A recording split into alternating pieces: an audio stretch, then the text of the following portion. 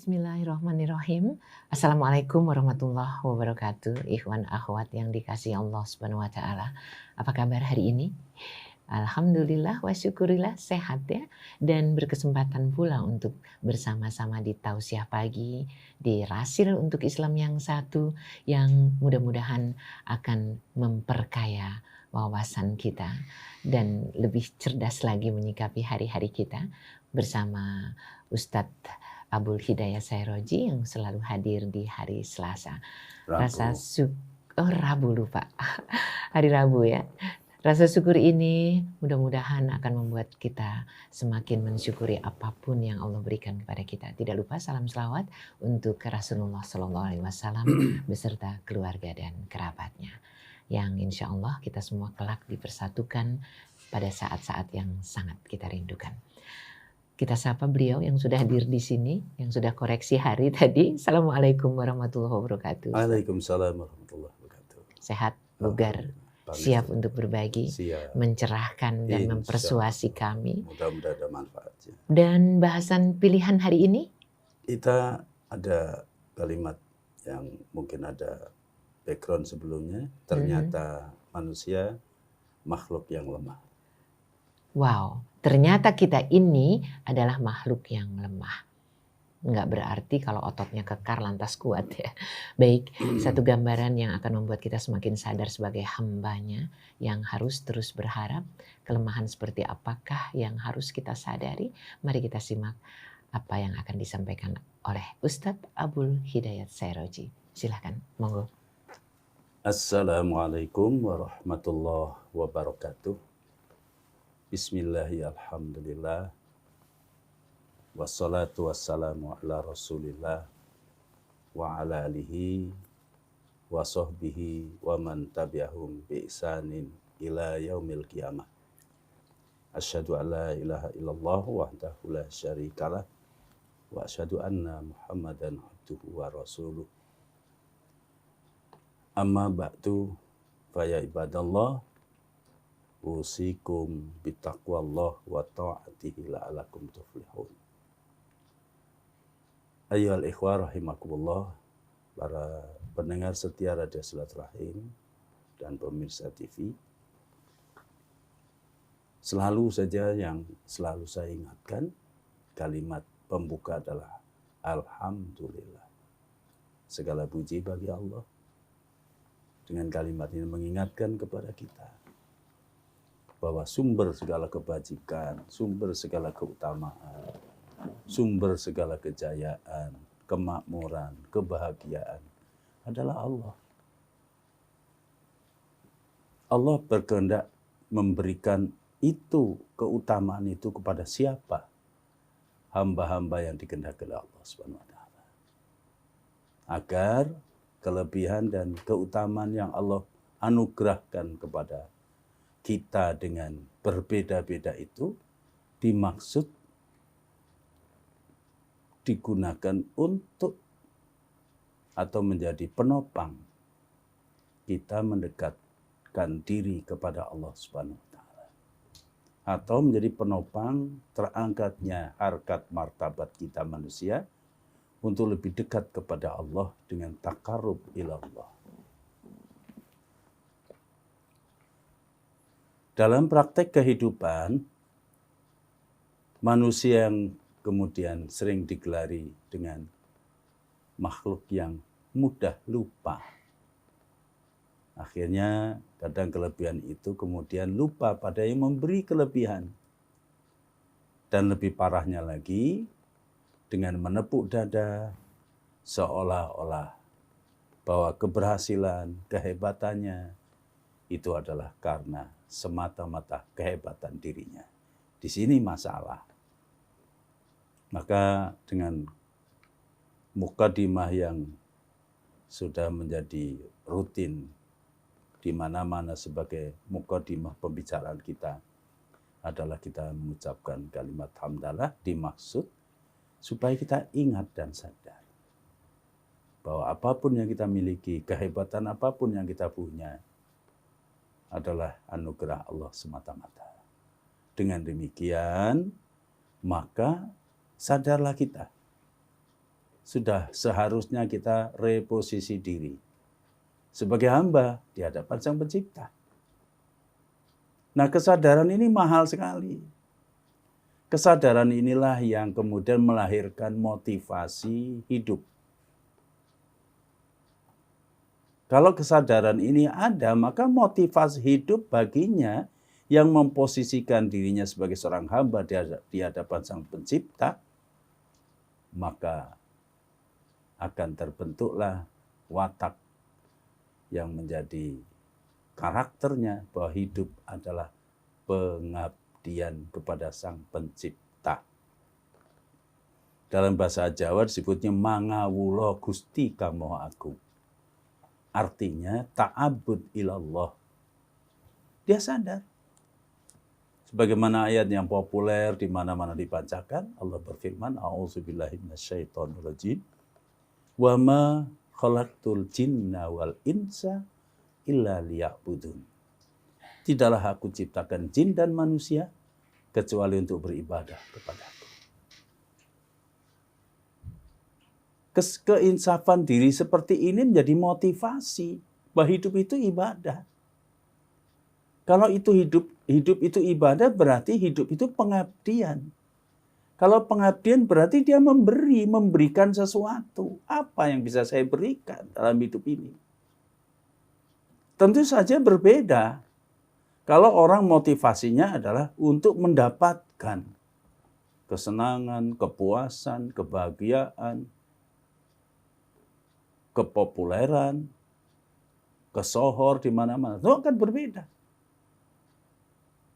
Kalau motivasi yang kedua ini karena kepuasan, karena segala macam tadi, maka dia akan jadikan segala yang ada ini sebagai alat untuk mendapatkan kehebatannya. Apa yang dia cita-citakan. Nah, ini di sini kesalahpaham, salah langkah, salah memilih.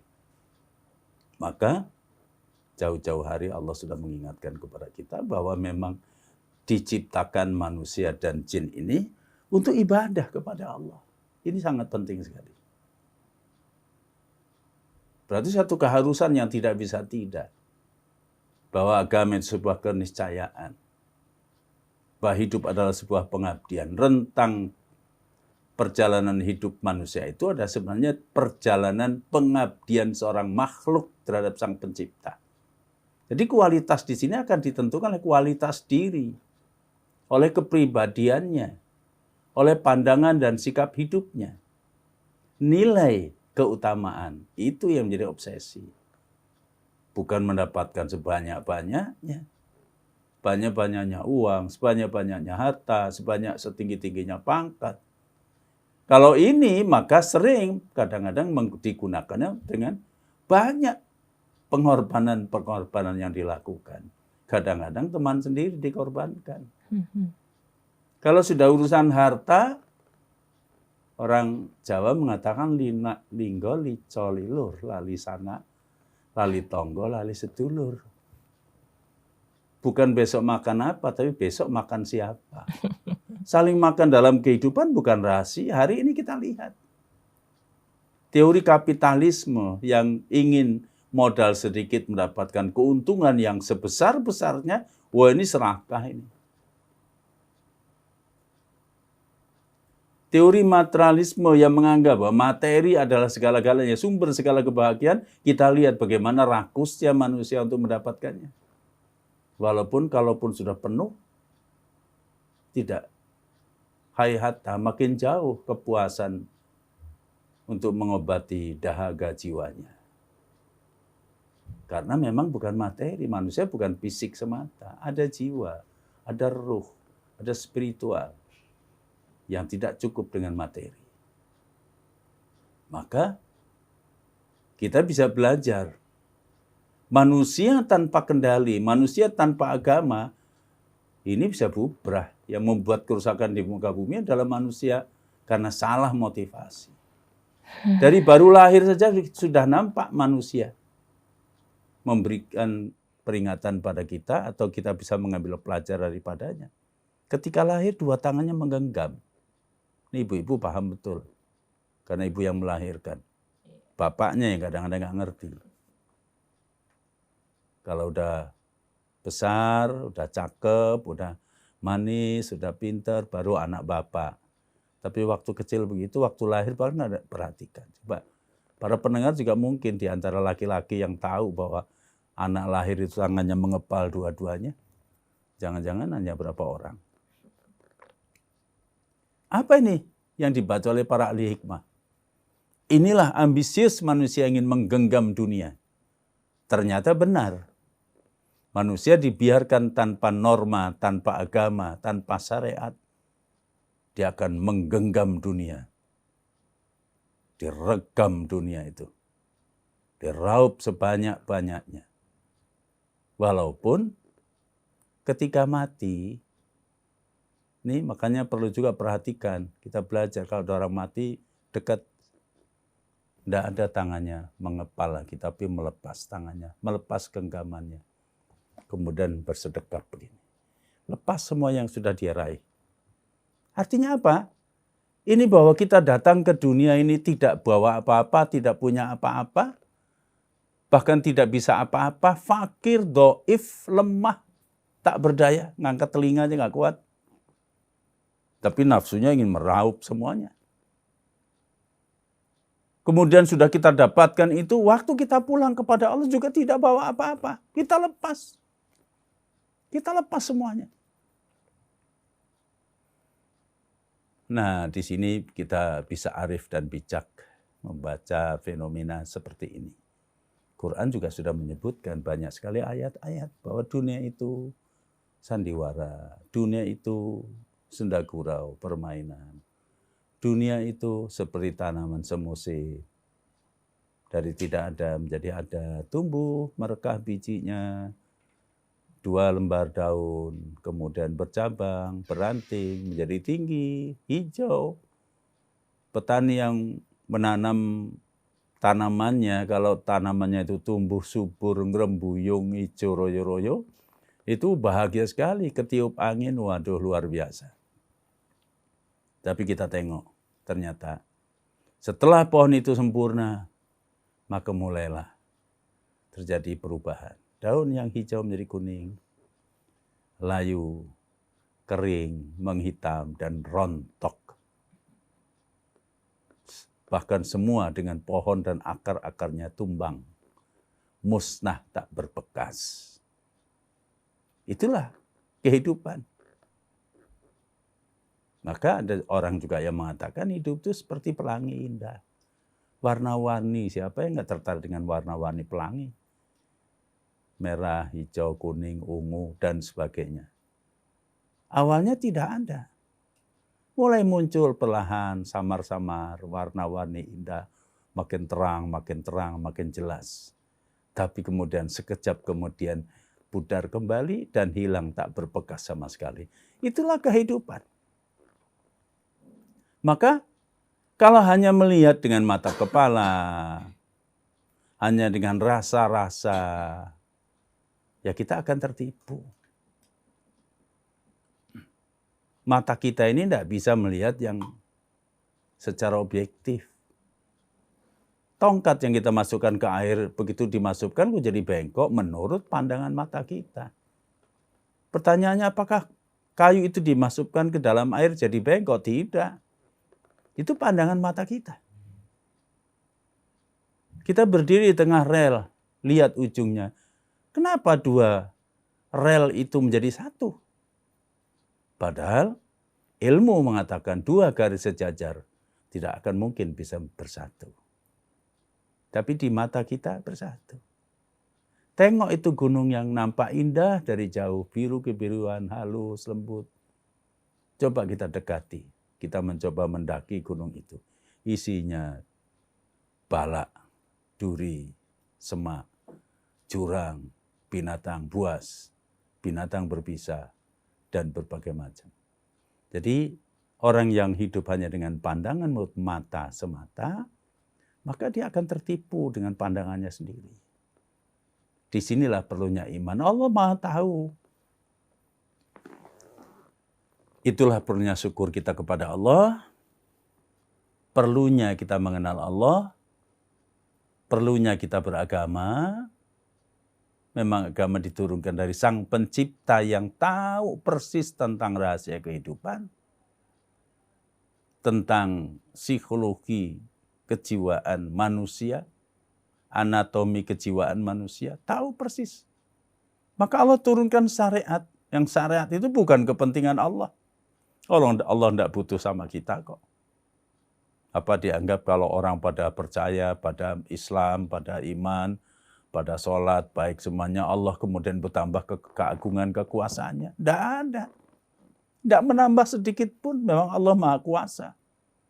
Maha Kaya, tidak perlu, tidak butuh makhluknya. Atau sebaliknya, kalau manusia pada gembelo, pada sombong, pada takabur, lupa, seolah-olah kemudian Allah menjadi rugi, Allah menjadi berkurang wibawanya, keagungannya, tidak ada. Tidak urusan dengan itu semua. Allah Maha Kaya.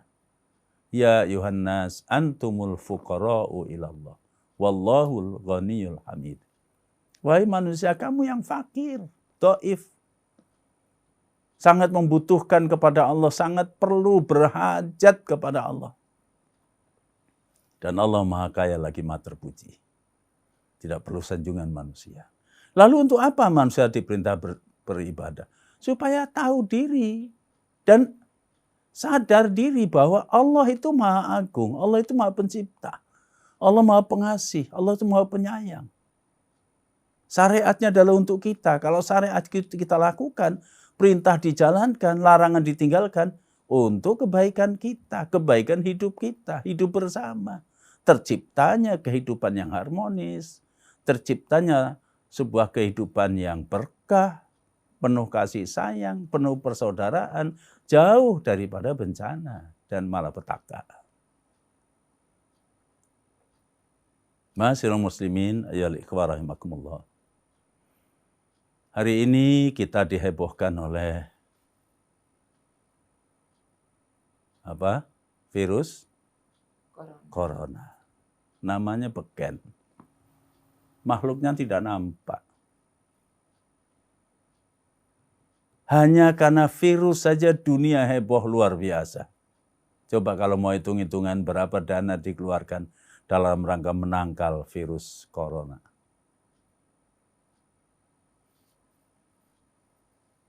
Ini menunjukkan betapa kuasanya Allah. Dan sekaligus betapa lemahnya manusia. Ternyata kekayaan, ternyata bahkan yang sudah menciptakan peluru kendali, pesawat-pesawat dengan kecepatan tinggi, yang anti radar, tank baja, kapal selam, kapal induk, tidak berguna dan tidak berfungsi, tidak berdaya menghadapi tentara Allah. Virus itu tentara Allah. Walillahi junudus samawati wal ard. Wallahu azizun hakim. Semua yang ada di langit dan di bumi itu tentara Allah. Kalau Allah kehendaki, Allah gerakkan untuk menghadapi orang-orang yang menentang Allah, yang sombong, yang takabur, habislah kita. Ini saja masih dijaga, baru dikirim kecil saja untuk peringatan kita. Karena kesombongan, karena merasa hebat, wah Masya Allah, Allah paling benci pada manusia yang sombong. Mestinya kehebatan itu syukur kepada Allah, makin hebat, makin makmur, makin jaya, makin bersyukur mestinya kepada Allah. Makin bergema kalimat-kalimat Allah, kalimat takbir, kalimat tahmid.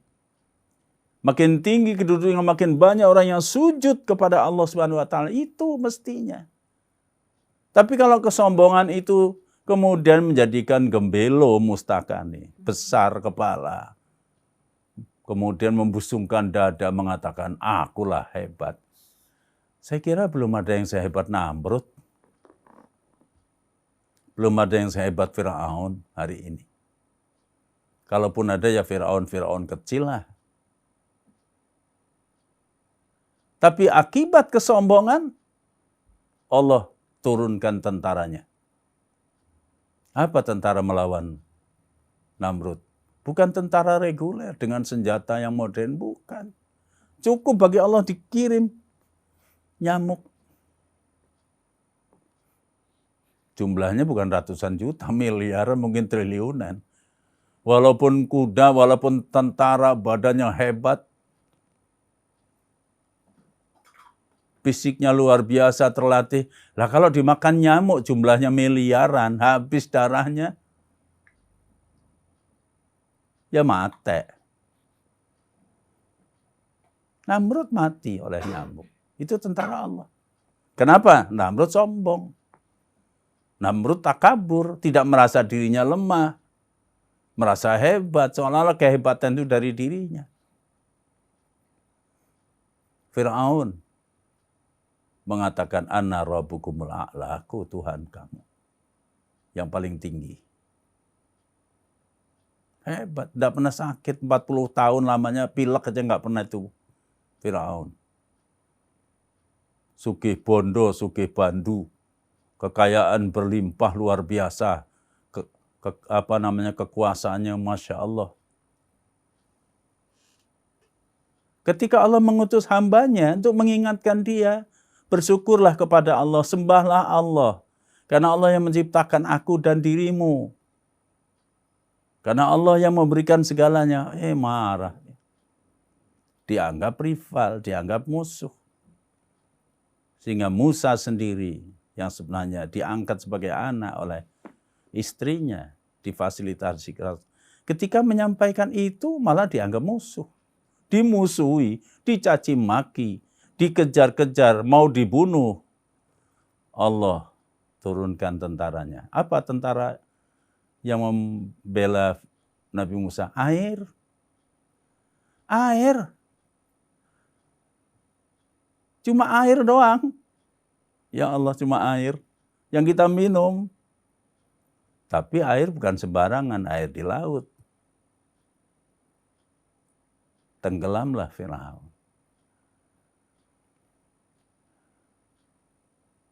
Jadi ternyata kita ini lemah. Oleh virus corona saja, kita sudah menggelepar hidup ini.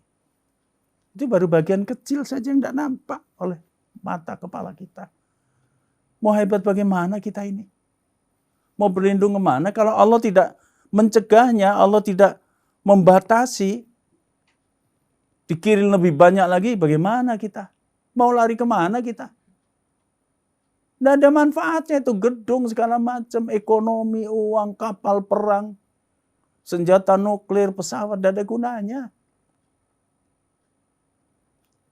Ini maksudnya peringatan buat kita. Ngono ya ngono, ning aja ngono. Pinter ya pinter, ning aja keminter. Sugih ya sugih, tapi jangan semugi. Hebat ya hebat, syukuri itu. Tapi jangan bangga, jangan sombong. Ini kadang-kadang pangkatnya naik dikit aja sudah menentang agama, melecehkan agama, memposisikan agama sebagai sasaran tembak musuh. Agama dianggap membahayakan dirinya. Loh, ini kesombongan nih. Fir'aun aja mbahnya kesombongan dihancurkan oleh Allah kok. Jangan main-main. Oleh karenanya mestinya kita di Indonesia ini yang Allah Subhanahu wa taala telah memberikan nikmat luar biasa. Diberikan kita negeri yang panjang apenjong kemari paloh Cinawi. Makmur, tiap hari kita bisa lihat matahari, tiap saat kita bisa menikmati hujan, kita bisa melihat pemandangan hijau, ada gunung, lautan, berselendang sungai yang meliuk-liuk, Masya Allah. Suburnya yang luar biasa, tongkat dan batu jadi tanaman. Bukan lautan tapi kolam susu, kata Kus Plus. Ini kan luar biasa. Mestinya kita menjadi bangsa yang syukur, yang pandai mensyukuri kepada Allah. Loh kok ini ono sing petentang-petenteng ngomong agama kita musuh. Ini orang pinter apa orang keblinger, bingung juga kita. Dikatakan orang bodoh wong pinter, dia mau wong pinter kok kalimatnya bisa jadi panutan. Islam itu rahmatan lil alamin. Agama-agama di dunia sekalipun non-muslim, agama lain selain Islam, juga mengajarkan benar damai hidup. Tapi kok dikatakan sebagai musuh? Aneh kan? Si ngomong pinter meneh. Islam itu diturunkan untuk kita, rahmatan lil alamin. Bukan hanya untuk manusia, untuk rumput, untuk pohon, untuk lingkungan, untuk alam semesta, untuk binatang. Sekalipun manusia sudah diberikan wewenang sebagai khalifatullah di muka bumi, tapi tidak boleh semena-mena. Dan diizinkan dia menikmati sesembelian binatang-binatang yang halal, tapi masih dituntut jangan menganiaya. Kalaupun harus menyembelih dengan nama Allah, tajamkan pisau dan jangan dianiaya. Ada hitungannya, orang menganiaya binatang juga ada hitungannya di hadapan Allah nanti. Akan dibalas nanti. Jangan tebang pohon sembarangan. Jangan merusak alam lingkungan. Itu Islam. Diatur. Jadi aturan yang disebut syariat itu, ini mesti dipelajari supaya orang nggak takut. Ini kadang-kadang kalau disebut syariat itu terus matanya melotot gitu, ketakutan kayak lihat hantu setan yang ketayangan di siang hari. Itu untuk mengatur kita supaya hidup kita ini damai, tentram, sentosa, sejahtera, lahir batin, dunia akhirat. Tidak ada urusan syariat kok untuk menganiaya hambanya, supaya orang menderita, supaya sekalipun orang-orang kafir tidak boleh diganggu. Syariat tidak mengizinkan menganiaya orang lain. Tidak boleh memerangi orang kafir kalau mereka ngajak damai. Kalau mereka adalah mau bersahabat dengan kita dan tidak mengganggu kita, tidak memusuhi kita, tidak membunuh kita, tidak boleh sembarangan. Tidak boleh diambil hartanya, nggak boleh. Ada aturan-aturannya. Tapi kenapa itu terjadi peperangan? Peperangan dimulai karena diperangi. Islam itu bersifat kesatria, rijalul mukmin. Dia tidak boleh ganggu orang lain. Sekalipun akidahnya beda, agamanya beda. Tidak boleh diganggu. Kita harus hormati. Dalam situasi perang aja baginda Nabi mengatakan, jangan kau ganggu orang sembahyang di kelenteng di gereja. Coba. Orang kan hukum perang kadang-kadang melibat semuanya, menghalalkan segala cara. Tidak dalam agama. Tidak boleh orang mengganggu orang sedang sembahyang di kelenteng di gerejanya atau di mana tempat ibadah mereka. Jangan dibunuh kaum anak-anak dan wanita. Jangan dibunuh orang-orang tua. Jangan kau tebang pohon sembarangan. Jangan kau bunuh binatang kalau memang tidak kau perlukan. Coba, luar biasa. Itu Islam. Jadi, ayyuhal ikhwah rahimakumullah, dengan munculnya virus yang ini disebut dengan virus corona ini, mudah-mudahan mengingatkan pada kita bahwa ternyata Allah yang Maha Perkasa, Maha Gagah. Baru sedikit tentara Allah, makhluk yang tidak kelihatan oleh mata kepala kita, ternyata sudah menghebohkan dunia. Padahal Allah mengatakan walillahi junudus samawati wal ard. Semua yang ada di langit dan di bumi itu tentara Allah. Bagaimana kalau Allah mengerahkan tentaranya? Sedikit dikerahkan air saja sudah kelabakan kita. Sedikit saja api yang dikirim saja kita sudah kelabakan kebakaran hutan. Ada angin, ada badai, ada Masya Allah. Itu aja baru bagian kecil yang oleh Allah mengingatkan kita. Maka ternyata benar. Ini mengingatkan kepada kita semua adanya virus corona ini. Mari kita mawas diri. Barangkali karena kesombongan kita selama ini yang mengaku hebat, mengaku perkasa. Barangkali kita ini berlumuran dengan dosa-dosa. Kalau kata Ebit, bangga dengan dosa-dosa. Jadi Allah kirim utusan sebagai peringatan. Ternyata di balik itu supaya manusia sadar, kembali kepada jalan yang benar, tidak ada kesombongan, tidak ada kezaliman, kita menjadi akur sedunia ini sebagai manusia yang berbeda-beda etnis, warna kulit dan bahasa, tapi adalah hamba Allah yang mestinya bersaudara, dan seterusnya. Dan terakhir saya ingatkan dua ayat dari firman Allah di dalam surat At-Tolak ayat 8 dan ayat 9. Allah berfirman, a'udzubillahi minasyaitonirrajim. Wa ka'ayyin min qaryatin atat an amri rabbiha wa rusulihi fahasabnaha hisaban syadida wa adzabnaha adzaban nukra fadzaqat wabala amriha wa kana akibatun amriha khusra. Berapa banyak negeri-negeri yang penduduknya diadab oleh Allah Subhanahu wa taala. Disebabkan karena mereka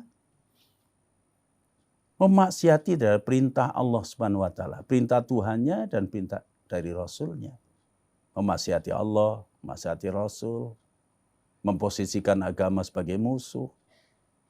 Maka kemudian kami hisab mereka dengan hisab yang keras dan kami azab mereka dengan azab yang pedih, yang mengerikan.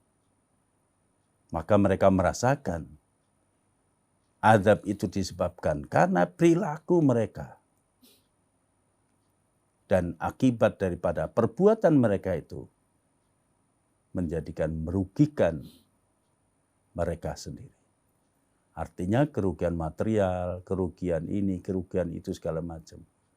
Ini baru virus saja, sudah kerugian travel, hotel, kemudian perjalanan, kemudian macam-macam.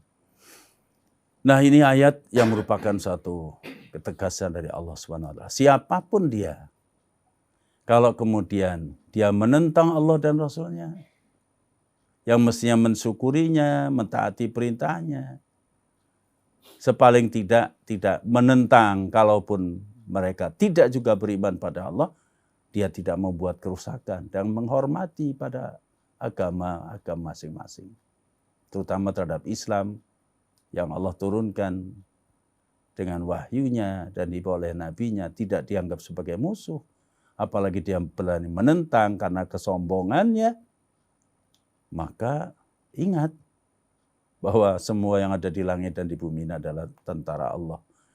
Baru peringatan kepada kita, satu makhluk yang tidak nampak oleh kita. Ini juga tentara Allah yang dikirim sebagai peringatan kepada kita. Akhirnya kita mohon pada Allah, mudah-mudahan segera ditarik kembali tentara Allah ini dan melahirkan kesadaran bagi kita semuanya bahwa ternyata Allah yang Maha Kuasa dan ternyata manusia makhluk yang lemah. Amin. Allahumma inna nas'aluka khaira hadhil qaryah wa khaira ma jama'ta fiha wa na'udzubika min syarriha wa syarri ma jama'ta fiha warzuqna hayaha wa izna miwabaha. Allahumma habibna ila ahliha wa habib solihi aliha ilaina. Allahumma hdi aliha, Allahumma barik aliha. Rabbana atina fid dunya hasanah wa fil akhirati hasanah wa qina adzabannar wa adkhilnal jannata ma'al abrar ya aziz ya ghaffar ya dzal jalal wal ikram. Wa sallallahu ala nabiyyina Muhammad wa ala alihi washabihi ajmain. Walhamdulillahirabbil alamin. Wassalamualaikum warahmatullahi wabarakatuh. Waalaikumsalam. Ikhwan akhwat, satu pertanyaan yang akan terus mengikuti kita. Sebagaimana yang dikatakan di surat At-Talaq tadi. Akankah Indonesia tercinta ini menjadi bagian yang merupakan negeri yang diazab Allah karena kita mengabaikan perintahnya? Insya Allah tidak. Mari kita semua berdoa sebagaimana yang tadi Ustadz sampaikan. Dan satu pertanyaan lagi sebelum kita jeda. Apakah kita ini lemah fisik, lemah mental, atau lemah iman? Kami kembali sesudah jeda berikut.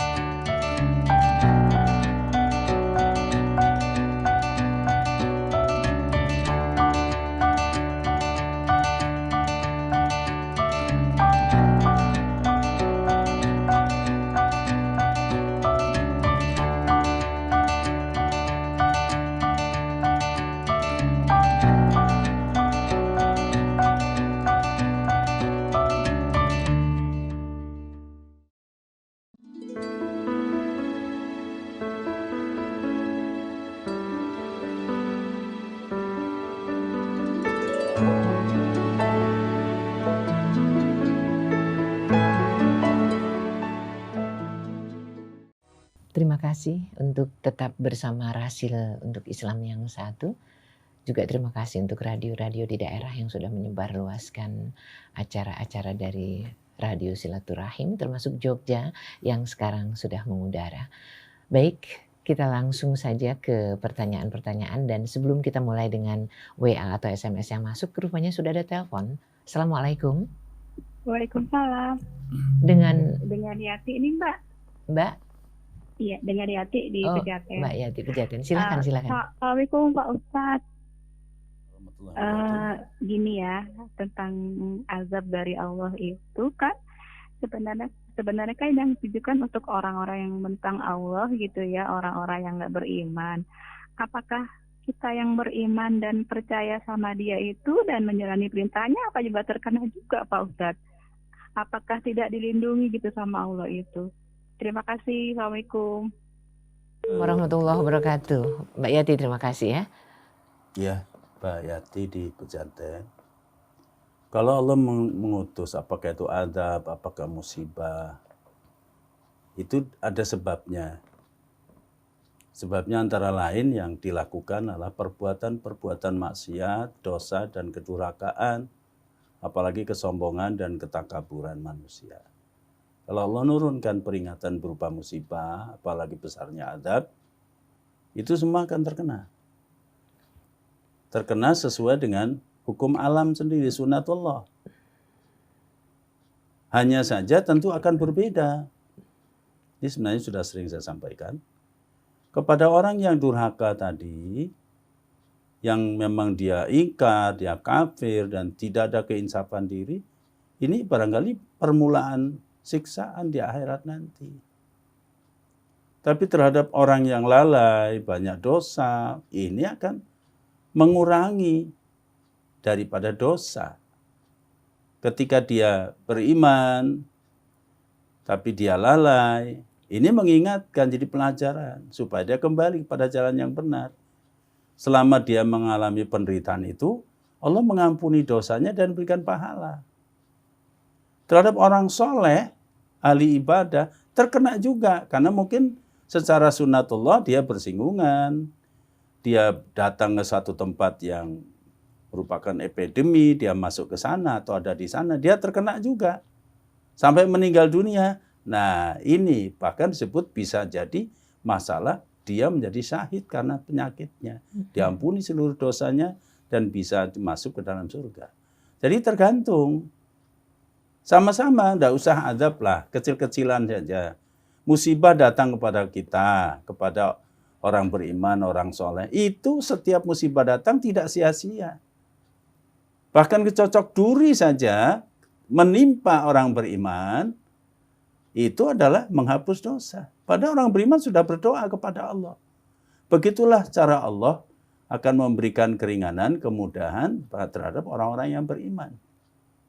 Orang beriman yang dia ahli ibadah, berdoa, tapi hidupnya susah, kekurangan terus. Di sisi lain Allah berkehendak supaya justru dia diringankan hisabnya nanti pada hari kiamat. Dan selama penderitaannya di dunia, kekurangannya, itu tidak sia-sia, pasti akan dibalas oleh Allah SWT. Jadi Allah kalau menurunkan sesuatu itu pasti dengan paket keadilan dan kebijaksanaan. Tidak sia-sia. Kembali akhirnya kepada sikap iman kita. Jadi tentu akan berbeda, sama-sama terkena musibah, seperti tsunami, tidak peduli siapapun, dia orang kafir, orang ingkar, orang banyak maksiat, orang beriman, itu akan terkena. Tapi kemudian akan menjadi berbeda pada hisab dan kedudukan di sisi Allah Subhanahu wa taala. Wallahu a'lam. Iya, ikut. Baiklah, yang selanjutnya Ustadz. Tadi Ustadz bilang virus corona adalah tentara Allah. Sebenarnya definisi tentara Allah itu seperti apa? Kalaupun benar, lantas bagaimana kalau manusia lantas menemukan vaksin antivirus, virus corona? Apakah kemudian tentara Allah ini sudah berarti dikalahkan? Iya. Yang saya pahami kalau namanya tentara Allah tidak mesti pikirannya perang. Tentara itu pengawal. Kalau di kita kan negara ini misalnya tentara itu untuk mengawal negara, menjaga keamanan, kedaulatan, supaya penduduknya menjadi tentram, nyaman, jauh daripada gangguan-gangguan. Kalau yang saya maksud dari tentara tadi adalah kalau Allah kehendaki pasukan itu datang untuk menyerbu, ya menyerbu. Yang kedua untuk memberi peringatan, itu peringatan. Tapi dalam situasi yang baik, ya tentu saja tidak tentara itu mesti jahat. Tentara Indonesia kan dalam situasi aman kan dia ada musibah, dia turun tangan. Jadi tidak semua pengertian tentara itu adalah pasukan perang yang akan melumatkan kafir, orang-orang kafir, bukan. Pasukan Allah yang akan digerakkan sesuai dengan kehendak Allah. Dan Allah itu adalah zat yang maha pengasih lagi maha penyayang. Yang syariatnya pasti apa yang diperintahkan dan ditakdirkan oleh Allah itu pasti mengandung hikmah. Tidak ada Allah kejam, Allah tidak akan menzalimi. Jadi pengertian tentara ini jangan diartikan sebagai pasukan perang untuk melumatkan musuh. Ada pasukan yang dikehendaki diutus oleh Allah. Tergantung situasinya.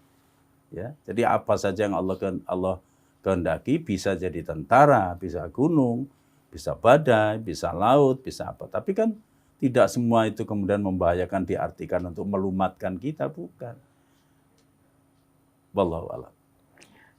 Baik, dilanjutkan kembali ke pertanyaan berikutnya yang dikirim dari Hadi di Sukabumi. Ustadz, Ya, baik. kalau Muslim ditindas pasti Allah turunkan azab. Contohnya Cina dan mungkin nanti India. Akan juga ada azab yang dahsyat yang akan kita dengar. Mohon pencerahan terkait dengan pemahaman ini. Iya, tapi yang jelas, yang pasti, setiap perbuatan dosa, setiap perbuatan kufur, setiap perbuatan menentang Allah, itu pasti Allah turunkan azab. Seperti yang sering saya sampaikan pada surat Al-A'raf ayat 96. Ya. Kemudian surat At-Tolak tadi, ayat berapa? 8 sekitar 8 dan 9 itu juga menyebutkan. Jadi sudah merupakan sunatullah. Kita bisa belajar dari misalnya umat Nabi Nuh alaihissalam yang menentang Nabi Nuh, melecehkannya, menghinanya dan seterusnya sampai Nabi Nuh sendiri berdoa pada Allah. Rasanya berat sekali menghadapi umatnya. Allah turunkan banjir, tenggelam semua mereka. Namrud tadi sudah saya ceritakan. Nabi Musa, kaum Ad, kaum Samud. Dan ketika orang-orang yang musuhi Rasulullah, Abu Jahal, mati dalam perang Badar, dalam keadaan hina. Sampai menguburkannya aja orang didorong-dorong, orang nggak mau karena bau busuk yang luar biasa. Mati dalam keadaan hina. Jadi itu sudah sunatullah. Siapapun dia kalau dia menentang, ingkar kepada Allah, sudah diberikan peringatan, sudah diberikan akal budi, sudah difasilitasi hidup, masih juga menentang dengan sombongnya, pasti itu ketentuan Allah akan diturunkan azab pada mereka. Wallahu a'lam. Iya, yang berikutnya dari Bunda Fajar, Ustadz Abul. Masya Allah, benar sekali Ustadz, ternyata kita manusia adalah makhluk yang lemah dan panikan. Baru ada kabar virus corona masuk negara, banyak bikin manusia kalang kabut. Borong masker, sabun pencuci tangan, dan kebutuhan-kebutuhan lainnya secara berlebihan, sehingga membuat saudara-saudara yang lainnya menjadi nggak bisa beli karena harganya langsung meningkat tinggi dan cuma bisa bengong terperangah saja. Ya Allah. Ustadz tausiahnya keren banget. Mudah-mudahan kami semua selalu ada di dalam lindungan Allah. Dan kemudian ada beberapa lagi yang sangat memberikan jempol untuk bahasan kita. Tetapi yang satu ini Ustadz dari hamba Allah lagi. Wabah virus melanda ke seluruh dunia sampai sudah lebih dari 30 negara melaporkan masuknya virus tersebut ke negara mereka. Termasuk juga negara Islam Ustadz. Apakah kemudian virus yang juga menyerang di negara muslim itu disebut tentara Allah? Mohon penjelasan. Iya. Semua bisa menjadi tentara Allah. Kalau tentara itu berarti pasukan. Pasukan yang siap digerakkan. Untuk apa gitu loh. Terhadap negara-negara Islam sekalipun, kalau memang dia mungkin negaranya Islam, tapi mungkin masyarakatnya banyak yang lalai, banyak yang lupa, dikasih rezeki, digunakan untuk foya-foya, hura-hura, untuk maksiat dan sebagainya. Pasti Allah ketika melakukan sesuatu, itu ada alasan. Tapi sekali lagi, Allah tidak pernah menzalimi terhadap hambanya. Pasti ada sesuatu. Nah, oleh karenanya, sekali lagi, Allah sangat maha pengasih dan penyayang. Ketika Allah mengirimkan sesuatu, itu pasti ada sebab dan ada hikmah di balik itu. Hikmah diantaranya, antara lain, satu dengan adanya virus seperti ini, supaya manusia sadar. Oh ternyata Allah Maha Kuasa. Oh ternyata manusia ini tidak ada apa-apanya. Baru virus saja sudah geger kita dunia dan tidak bisa berbuat apa-apa. Hanya dengan perlindungan Allah kita selamat. Coba kalau Allah nggak melindungi kita, kita mungkin bisa kena atau tidak selamat. Nah, dengan demikian kemudian supaya justru melahirkan ilmu pengetahuan. Para profesor, para doktor kemudian mengadakan analisa, mempelajarinya. Ada apa ini, virus apa ini? Melahirkan berbagai macam, misalnya lahirnya obat, lahirnya pencegahan, lahirnya alat-alat, lahirnya rumah sakit, dan sebagainya. Jadi ketika Allah menurunkan sesuatu, itu pasti ada hikmah di balik itu semuanya. Tidak semata-mata untuk menghancurkan manusia, bukan. Tapi menjadi peringatan. Begitu loh akibat perilaku manusia yang durhaka kepada Allah, akibat perilaku manusia yang semaunya, melahirkan hal-hal yang buruk pula. Tapi di balik itu, pasti ada hikmahnya. Nah, hikmah itulah yang nanti akan bisa dinikmati oleh setiap manusia. Wallahu a'lam. Ini hamba Allah, panjang sekali, bingung mana yang mau dibaca. Tapi yang jelas, di saat rakyat diteror oleh wabah penyakit berbahaya, mana pemerintah yang menyayangi rakyat? Di saat masker susah dicari, mestinya masker dibagiin kepada rakyatnya. Kemudian yang dulu-dulu rajin bagiin sembako, sekarang duduk manis, duduk diam. Jadi bagaimana ini? Selamat datang Corona, kami tidak takut, kami tidak takut. Dan orang-orang yang beriman tentu sudah biasa memaksimalkan dalam menjaga kesehatan. Mari kita memohon kepada Allah, karena seorang muslim yang sakit bertakwa menganggap ini ujian dan akan menggugurkan dosa-dosanya seperti yang Ustadz bilang. Dan menghadapi corona sama dengan menghadapi virus lain, kita upayakan saja jaga kesehatan, jauhi sesuatu yang kita bisa jauhi. Mudah-mudahan kita selalu mampu menghadapi orang-orang yang memberatkan kehidupan kita seperti orang munafik. Mereka mudah-mudahan bisa digigit nyamuk, tapi juga kita pun bisa digigit nyamuk. Jadi kalau mereka bisa sakit, kita juga bisa sakit. Mereka bisa mati, kita juga bisa mati. Maka Ustadz, untuk corona ini kami hanya ingin bertahan hidup, tidak lebih. Jangan pernah berniatan buruk juga kepada manusia lain, tetapi di balik ciptaannya tak terlihat oleh panca indera kita. Semoga kita semua dalam lindungan-Mu. Terima kasih, ini tulisannya banyak banget tentang virus.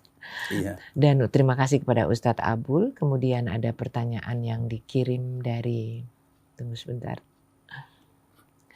hamba Allah. Ustadz, kalau fisik lemah atau iman lemah, kita harus bagaimana? Saya mau mengaji, badan gak kuat, terus belajar agamanya gimana dong Ustadz? Iya.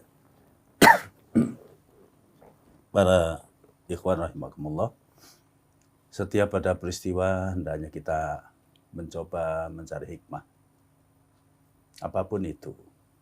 Jadi kita tidak boleh jumawa, tidak boleh sombong, tidak boleh takabur, tidak juga takut yang berlebihan. Tetapi ikhtiar tetap dijalankan.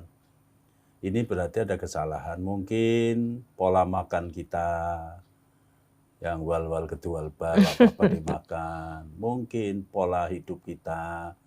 Jadi tidak serta-merta muncul virus itu tanpa ada sebabnya. Pasti ada sebabnya. Mungkin perilaku hidup kita yang hura-hura atau karena apa dan seterusnya. Mungkin pola makan kita yang terlalu rakus sehingga mudah sekali kita terkena macam-macam itu sebabnya. Tapi yang jelas pasti Allah itu Maha bijaksana, Allah Maha adil. Kalau Allah menurunkan sesuatu itu pasti ada sebabnya dan ada maksudnya. Di balik itu ada hikmahnya. Ini yang perlu kita jadikan hal yang bijak. Oleh karenanya sekali lagi buat orang beriman, ini sebenarnya peringatan ada yang lebih dahsyat lagi. Kalau itu kan penyakit fisik. Yep. Penyakit mental, penyakit rohani. Nah ini dahsyat lagi. Gelombang yang akan dihadapi adalah gelombang api neraka jahanam. Masya Allah. Padang mahsyar yang sangat panas. Ini kan mestinya harus lebih takut daripada yang lain-lain. Ini kita akan berhadapan. Perbuatan kita sendiri akan menghadapi gelombang sebagai hisab dan tanggung jawab. Dan Allah sudah mengatakan setiap pelanggaran dari syariat, menentang Allah dan Rasul-Nya, bersikap bertentangan dengan Islam, dengan agama yang Allah turunkan, itu pasti akan menjadi virus yang lebih dahsyat daripada virus corona. Kepada siapa kita minta tolong? Kalau virus corona kita masih kompak seluruh dunia. Saling menghimbau, saling membantu, saling informasi. Semua pemerintah dengan yang bisa dilakukan sudah berusaha, ya, ini sudah diupayakan, itu masih mending ada pertolongan. Yang sakit segera diisolasi, segera diobati. Tapi nanti kalau virus mental kita, virus akidah kita rusak, keimanan kita rusak, kita akan menghadapi sendiri dan tanggung jawab di hadapan Allah. Itu lebih dahsyat daripada sekadar virus corona. Ini maksud agama itu. Jadi apa yang kita lakukan ini sebenarnya mestinya harus kita perhitungkan, harus bisa kita pertanggungjawabkan di hadapan Allah. Nah, virus yang muncul di virus corona ini salah satu pelajaran bagi kita, begitu dahsyatnya kehidupan ini kalau kita menghadapi hal-hal yang akan menimpa diri kita. Nah, bagaimana di akhirat nanti yang hidup untuk selamanya?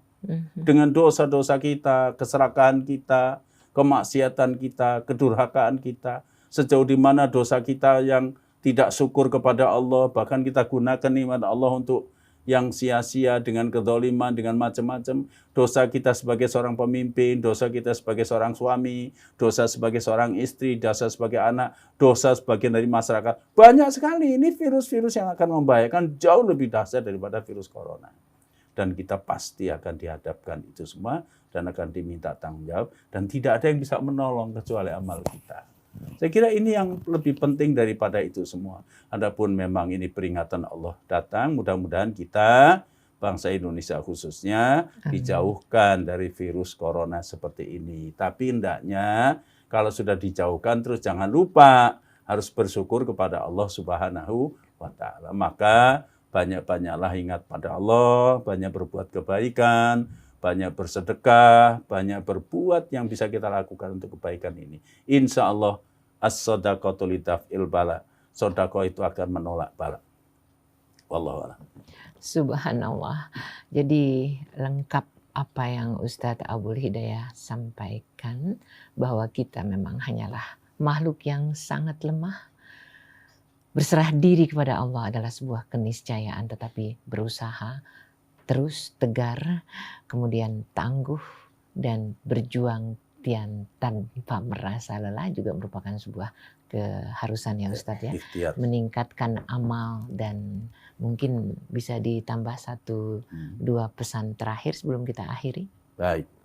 Ayo ikhwah rahimakumullah. Maka apa yang saya sampaikan tadi, bahwa ternyata manusia makhluk yang lemah, yang dimaksud dalam pengertian ketika kita menghadapi berbagai persoalan-persoalan di hadapan dahsyatnya alam semesta yang mengingatkan kepada kita betapa agung dan kuasanya Allah Subhanahu wa Ta'ala. Dan apapun yang kita lakukan tanpa pertolongan dan